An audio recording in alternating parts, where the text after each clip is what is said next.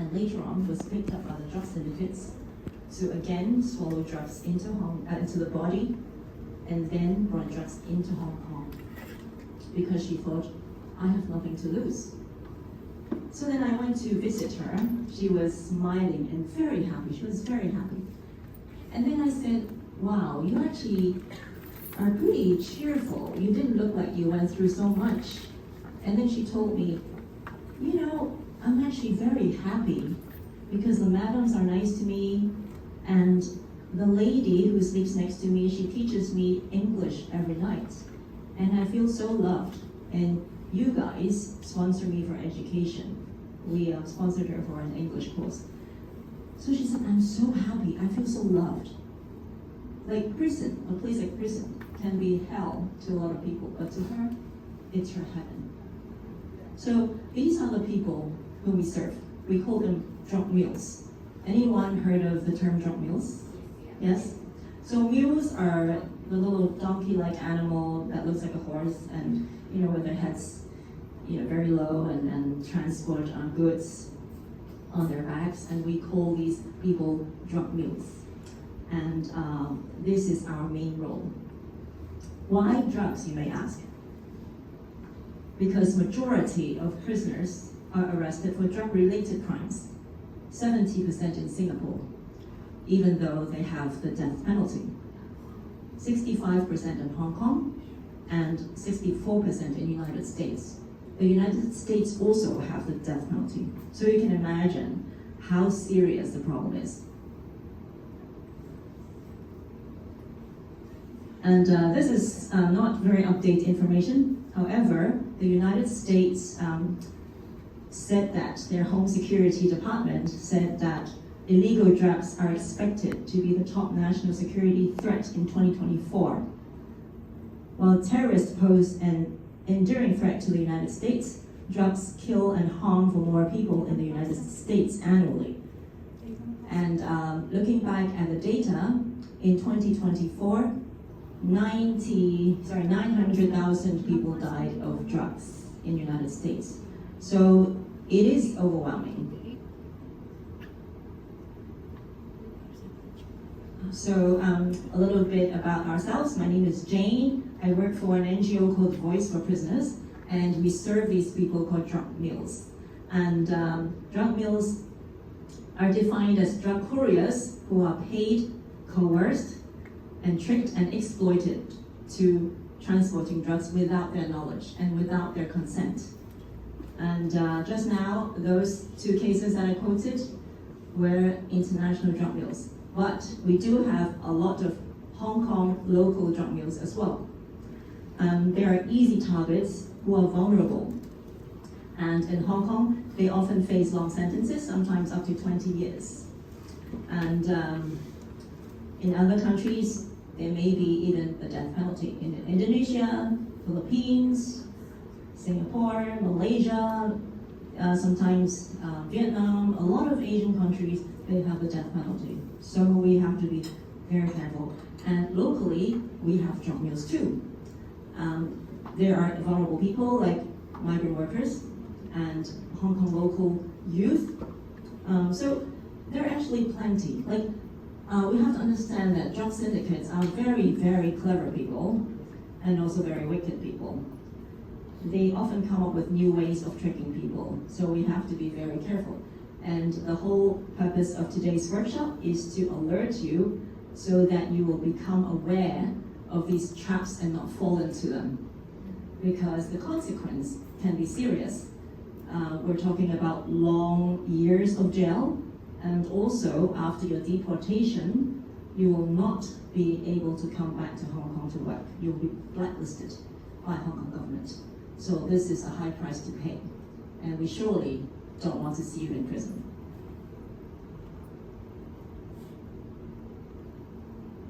Okay, there are mainly three kinds of traps that you need to be careful of. Job ads on social media or WhatsApp.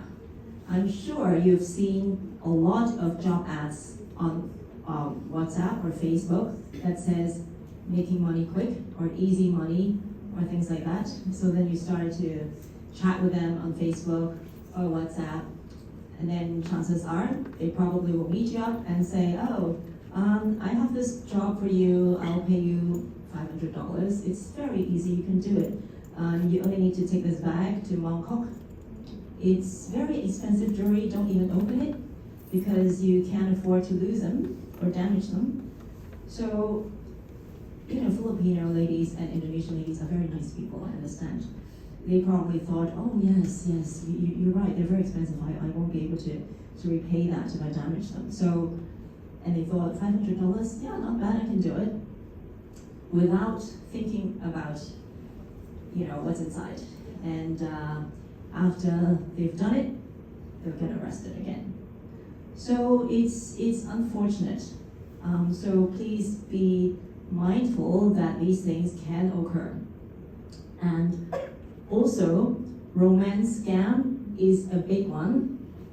I understand that a lot of you came from a foreign country and Hong Kong is not your native country. So you probably feel a bit lonely, maybe your husband is back home, or your boyfriends are far away from you. So then you feel very lonely, and when there is a man-like person who comes to romance you and sweet talk you and buy you gifts or takes you out to dinners and all that, then you'll be like, head over heels for this guy. So when he says, I love you, please don't say, I love you back so soon. Because there is a price to pay. And a lot of times I'm only saying, they are black Africans. And in particular, Nigerians. I mean, we're not a racist, but there is a high chance that the black guys are drug lords, right? Because we've seen on records, and of course, a Hong Kong guy can also trick you. There's no limits to that. So be very careful about new love or new men, or even new women who actually come to romance you or do something special to you, like make you like a queen. Yeah, because when we talk to them in prison, they say, oh, I don't know. He treated me like a queen, and I feel like I have the whole world. And, what have they got to lose, right? I mean, they can sweet talk you anything, only that you have to stand firm and not trust them, because it can be dangerous. Right, so romance scam, please be careful. And 3, through friends. Friends, please take note. Sometimes the drug lords will buy out your friends. Let's say, oh, I know who you play with, I know your friends. Okay, so I'm gonna pay your friends a certain amount of money and then have they talk you into the drug deal. So if your friends ask you to do that, hey, I've got a good job offer for you. I mean, it's very easy, I've done that many times, it's okay. And then, of course you're gonna trust your friend. However, we have seen cases like that many times that not even friends can be trusted. So ladies, I would like to really, really say that if anyone asks you to deliver anything, please just say no for any amount of money. But usually, they're quite cheap, they only offer a few $100s, so not worth it. Like even if it's a legit job, please don't take it, because I don't want to risk, any of your time in Hong Kong. Because spending time in prison is no fun. I visit a lot of migrant workers in prison, and they cry a lot. Of course, we can understand it, but it's better not to. And in some other workshops, the ladies asked me, so what if my boss asked me to bring something? I mean, that's a very good question. I would seriously recommend you to maybe make sure you WhatsApp him and say, sir, I will follow your instructions. You instructed me to bring this bag and take photo to Tsim Sha Tsui post office. So at least you have a backup, right? So if he finds it very mafan, you could say, oh, my consulate asked me to do that. So it's just to protect yourself, right? So I can quote you a few cases how this happens on migrant workers. Like on one case, the lady was just asked to do a job, like for extra money on a Sunday. Can you please go to Quiet Home and unpack some instant noodles for me? It's just an unpacking job, it's very easy. So she thought, okay, I'm using my effort to make money. So she went and finished a whole day of unpacking instant noodles. But then little did she know that inside the instant noodles were cocaine. So she was arrested afterwards.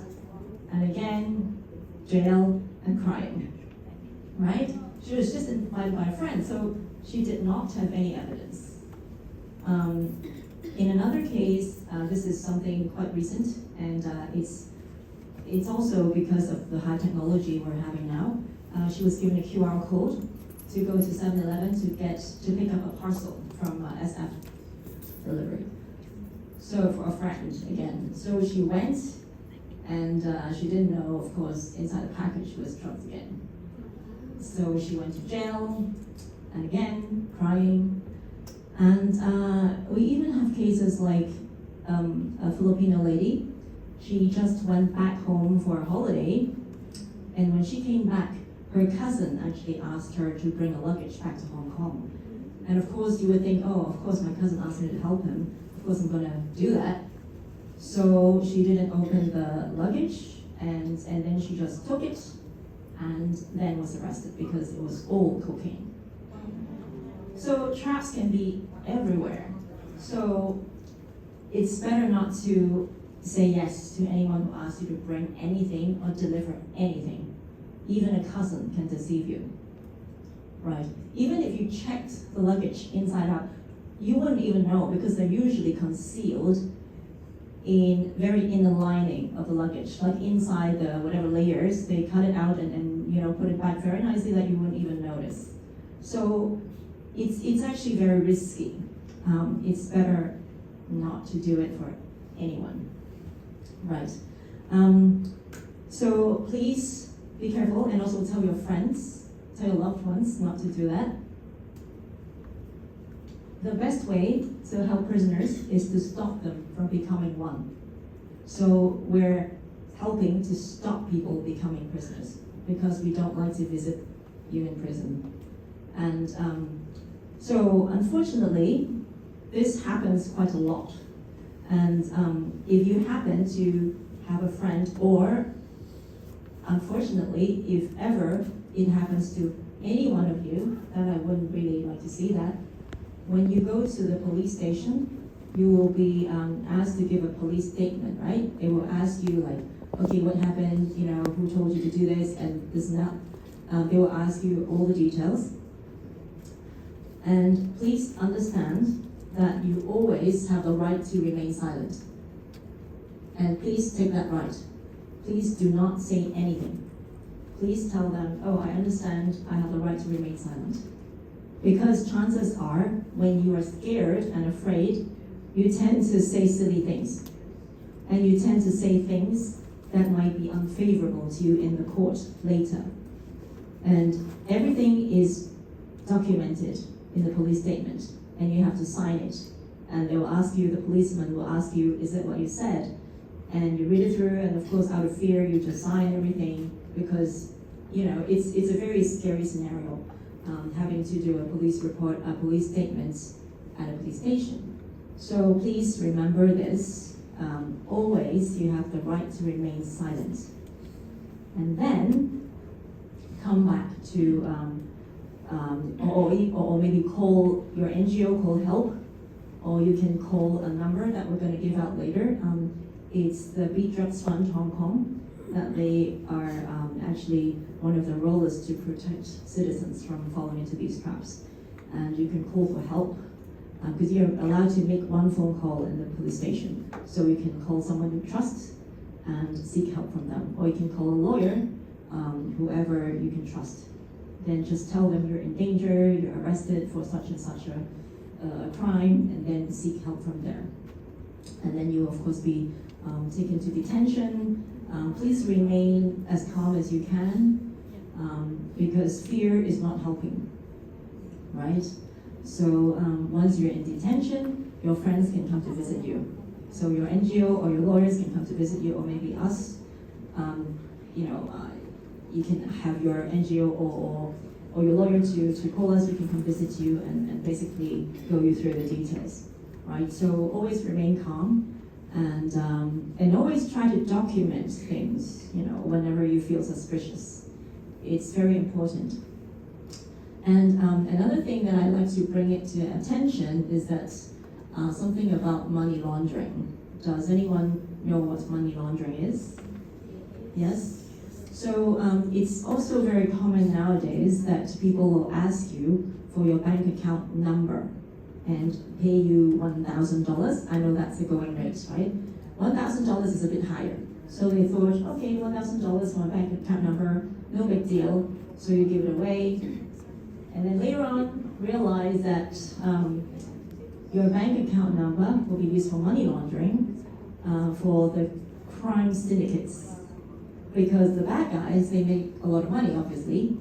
And in order to prevent authorities from tracking them down, they would cut out the money, separate the money into small chunks, and then have different bank accounts to actually transfer the money. Like they can transfer the money from your account, and your account, and your account, and your account, and then from 4 different avenues, they transfer to the big account, like let's say in wherever, in the Pacific Islands or whatever. So then when the authorities check, oh, the money actually went through 4 accounts here, then you will be arrested, right? But the price is slightly better. For money laundering, we're talking about half a year, maybe 1 year. It's slightly better, but still, you will be deported and not allowed to come back, right? Drug cases are a lot more serious. We're talking about long jail terms. So it's, avoid them at all costs. Run when you see something or feel something suspicious, right? And there were ladies who asked me a very good question before I can share with you that you might find it useful. She asked me, I suspect my boss is a drug trafficker. So what do I do? The boss always goes like everywhere, to Thailand, to London, to Brazil, to Malaysia, all these drug countries, and come back with big suitcases locked. And my boss doesn't let me touch it. But then he will ask me to bring it to somewhere. And I'm pretty sure it's drugs, because I asked him what it is, and he wouldn't answer me. And I wanted to look at it, and he wouldn't let me look at it. So she became suspicious, and so she asked me, so what should I do about it? And my answer was, go to the police station and report him. And she wouldn't dare to do that because she said, oh, my boss has all my family's address, and I don't want him to take revenge and all that. So in the end of the day, she chickened out.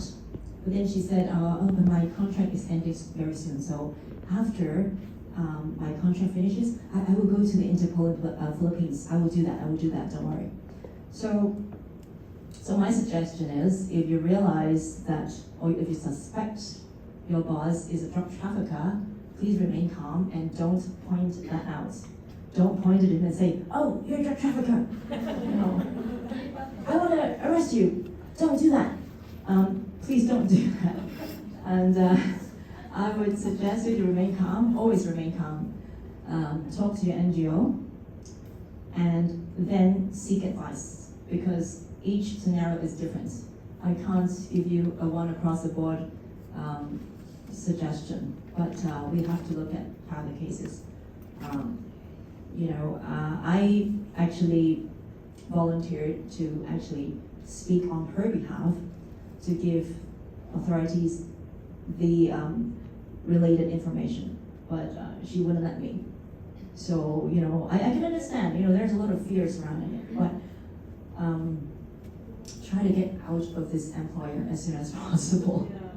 Yeah, because Hong Kong law says, correct me if I'm wrong, I think we have a lawyer in the house, because Hong Kong law says that if drugs are found in your house, then everyone in the household will need to be arrested. Is that correct? Right. Well, you can put up defense, like you can say it's not yours or you're Yes, not you involved. can, of course, defend. But you would definitely get invited to be. Yes, you will be arrested anyway. You'll be taken to detention anyway until you prove yourself innocent. Of course, you'll be released afterwards if you can prove that.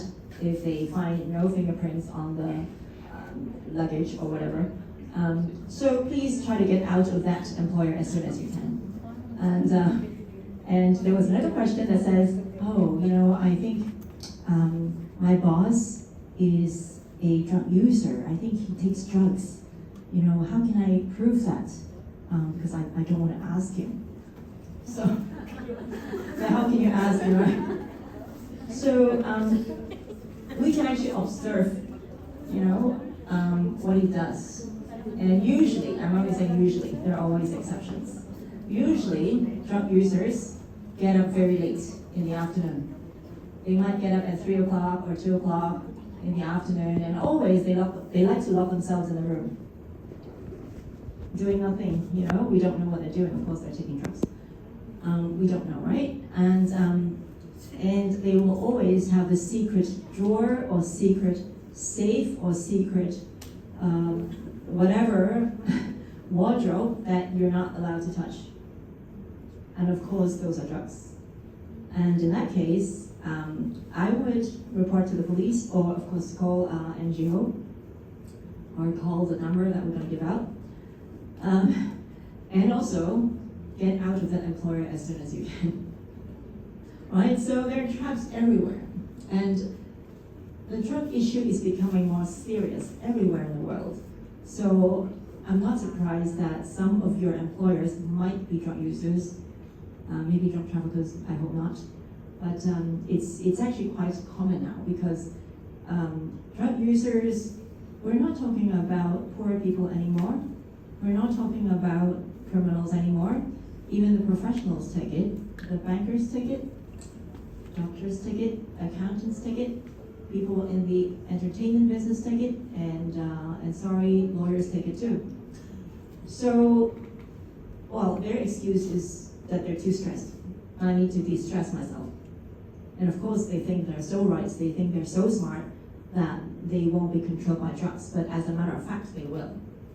So, and then also another thing that might not happen to you so often, but it happens a lot to the young people in Hong Kong. When you go clubbing and when you go out to the bars, there might be people who offer you drugs. Like, hey, try it, it's cool. It's called cannabis, it's called grass. Just take a puff. And of course now you've heard of space oil, right? So space oil is just like a electronic cigarette that you can puff a few puffs and feel like very high, and you feel like you're in heaven. But the thing is, you do get addicted, and once you get addicted, you will need a lot of money to continue with that addiction. And when you get into the addiction, then that's when the criminals started to approach you and say, "Oh, so you needed the money, right? You can help me traffic drugs. Just bring this, help me deliver." And so that's a time when a lot of people fall for drug trafficking. Yeah, so be very careful. I want you to, of course, this falls under the topic of safety. Of course, we wish you the very best and that you won't become a target to those drug syndicates, but always be careful and tell your friends about this. Yeah, thank you very much. And thank you. Any questions, anyone? Or have you come across anyone doing that actually?